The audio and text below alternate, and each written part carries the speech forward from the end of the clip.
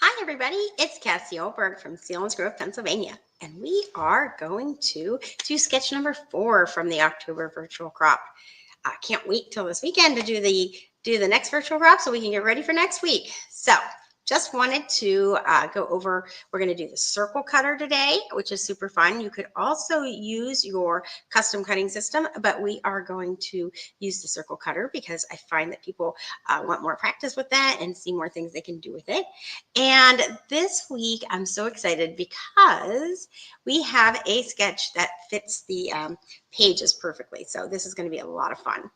But before we go into that, I just want to remind you, November 16th, it's coming up fast, and we are going to do the crop along with prizes. So you won't want to miss that. It will be live on YouTube. I will be able to answer your questions right there and do some prizes as we go. So let's head on over and check out the sketch that I'm so excited about. Okay, so as you can see, it has some fun stuff coming down here, some fun coming down here, which lines up perfectly with these pages. And look how nicely they go together. Love that. And they have that border on them already, so they will already match. So that makes me super happy. So let's go ahead and we're going to add in the stripes first. So we just need 2 different 3/4 of an inch stripes. And I thought that it would be fun to use the flowers and the stripes.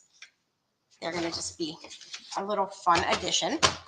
So we need 2 of them to be 3/4 of an inch. Let's just get this on a really flat surface. We're working with really tiny strips. So remember, when working with tiny strips, measure to the right. You've got a whole table for this paper over here, and measure at the top and the bottom to give you your best chance of success of not ending up with a crooked strip. So top to bottom.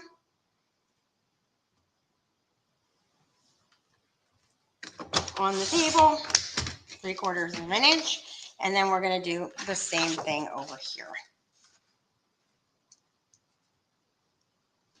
Bottom strip. I love this flower paper. It is so pretty.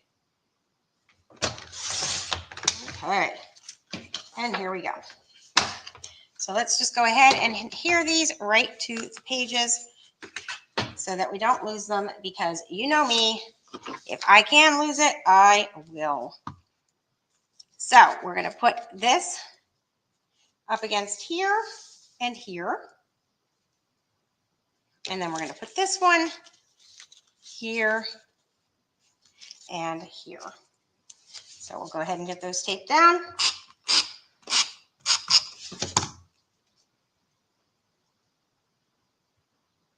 Just checking to see if I was still on camera. I wish that I could hear you guys yell out if I wasn't, but see, like that's a little bit off camera. I mean, I'm just putting tape down, but you never know. Somebody might want to see it. Plus, if I don't train myself to be on camera all the time, then when I'm doing something that you actually need to see, I can be off camera, right? It is such beautiful fall weather. I love the fall. It's so fun. You can be outside, and my Bernese Mountain Dogs in the fall leaves, that's just the best. Absolutely the best. Okay, so now that lines up really nicely. And we have that part of the sketch done. So now we need this giant circle. And we're going to go ahead, we're going to use the circle cutter because we don't use this enough. And it is super fun. So we're going to cut this green molten lava because, you know, I'm on a molten lava high right now. I seem to be using it a lot. And I'm actually going to move it over a little bit because, as you can see, we're going to need it to end right along here. And I just am going to cut it right off the paper so we waste as little of the molten lava as possible. So when you do this, if you look, there's a little black lines here with a pen, and that's if you're going to draw a circle. And then there's a little blade with in the white, and that's how you're going to measure it for cutting. When you push this in and push down, this blade comes out. I think it's always important to know how your tools work, and it helps you to better be able to use them. So this just helps grip it in place, and this is where it will circle around on the paper. So it says we need a 10.5-inch circle. So we're going to take this, and this measures in fifths of an inch. So not sure why, but that means I'm going to have to put it right between those two to get 10.5. So when I push down, it holds it in place. See how that little foot comes down? And as long as I don't pick this up, I can cut around on it. Now, you could draw a line, but this right here, this little nub, which is what helps you open the door to change the blade, it shows you about where it's going to cut. So it lines up with the blade. So if I put this down, then this would cut, and I want to make sure it's completely on my paper. But I also want to cut a little bit off.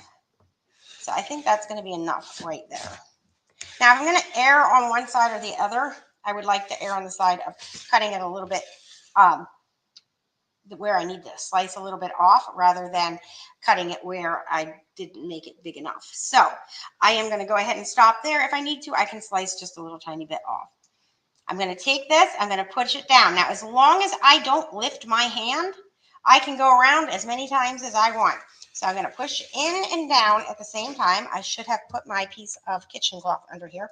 I did not. So if you get a piece of the kitchen cloth from the, just from any dollar store or any place that sells kitchen stuff and put it under it, it helps it stop from moving. But as you can see, you can also just kind of put your hand down on there. If you're like me and you leave things across the room all the time and you're too lazy to go get them, or you don't want to make your people wait, well, you go get it. So those are other options. And I actually got that exactly how I wanted. Woohoo! So love it when that happens. Okay, so now I'm going to go ahead and take this down. So this is going to go over here. So fun. This was such a cute layout. Okay, now we're going to pull our pictures over. So the other thing I love about this layout is look at all the photos we're going to use. It's going to be awesome. So I'm going to put over on this side, I'm going to cut this picture down. I'm going to cut this picture down. Wait, no, I think I'm going to put these ones over here. This one's going to go over here. Okay, family together over here. I'm going to put this one over here. And we're going to go ahead and put this one down here. So we'll cut those. And then over here, instead of doing, it has 1, 2, 3, 4, 5, 6 4x4. We're going to go ahead and do some 4x6. And then we're going to do 2 of them at 4 by 4 1/4. And then we're just going to do a tiny baby picture down here. So let's go ahead and grab our cute photo trimmer. Remember, this is a super sharp, super fun photo trimmer. And we're going to cut these 2 down to 4 1/4. So I'm going to just come right at the top of the sacks over here. Do 4 1/4 over here. And then we're going to cut the top off over here. This is such a fast layout. It looks super complicated, but look at that. We are saving time and money with this beautiful fast fab gauge. So then down here at the bottom, I'm going to go ahead and make it 6 inches by 1 3/4 of an inch. So let's see, we'll just cut the bottom off here and then come over here and just cut a little bit of the top off. And now this is going to go perfectly along the bottom, and we can take these down.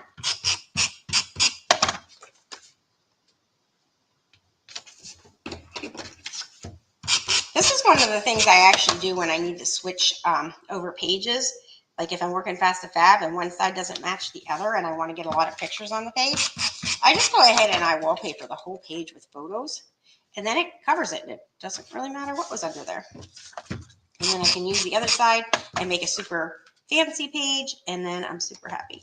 So it was fun because in the town with the boat races, it happens to be the birthplace of the saxophone, which is what my son played in high school. So my daughter was super excited to take him there. Okay, now we're going to come over here. This one, we're going to leave a 4x6 photo. This one, we are going to cut down to 4 by 2 3/4.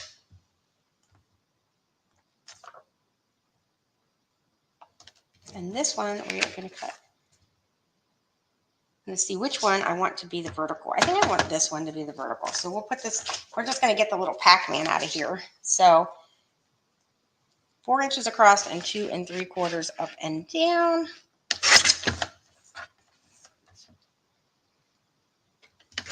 So this one's going to go over here. And then over here, we are going to do the 4 vertical and then 2 3/4 to the sides. And I'm actually going to make it, I'm going to make mine 3 1/4. So, you know, you don't have to do what it says. Do 4. So we'll keep it to 4, but I'm not going to make it quite so skinny. And there we go. Okay, now I'm going to map my photos. And so remember that when you're working on your layouts, remember that it can be slightly different than what the layout is to do when you're doing the sketches. I often switch up my sizes. So now I'm going to map this picture. It's going to be 4.5 by 6.5.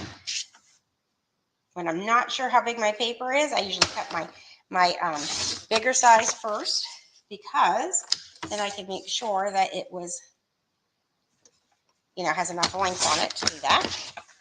So there we go. And of course, if it's not directional. Okay, and then I'm going to cut this one. So let me remember how I cut this one.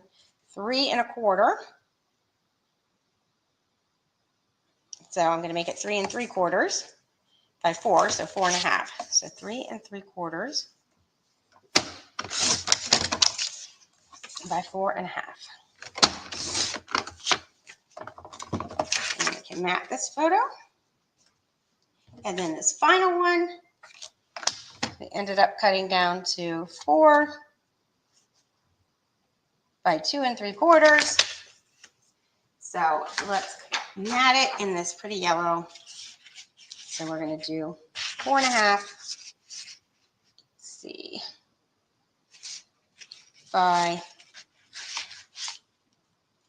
let's see, 2 3/4, so 3 1/4. 1/4 by 4.5. Okay. And now we have our 3 mats made, and look how quickly this is coming together.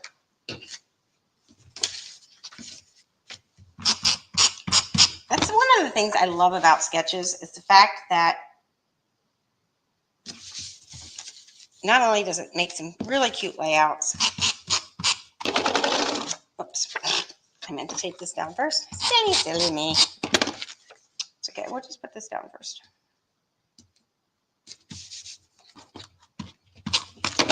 But not only does it make some super cute layouts, but it also makes it go really fast, because not all of the thinking has to be done by you, right? Let's bring this down just a little bit, show off a little bit of that molten lava up there. I do not know what I'm going to do when I run out of this. Everybody, make sure that you message Creative Memories and tell them we need more molten lava, or Cassie's going to cry. Okay. I'm sure that would be their main reason they do it. But no, the reason they will do it is because we all tell them we want it. All right. There we go. Another sketch done. And this one was so super fast. And I love how the Fast Fab pages had things that we could incorporate right into it, making it super, super simple. I'm going to do my writing on the write-on strips. I'm going to put a couple of those right there. I'll use the natural colored ones because those will go nicely with this layout. And I will be done. So thanks so much and have a great day. Oh, and don't forget to join me November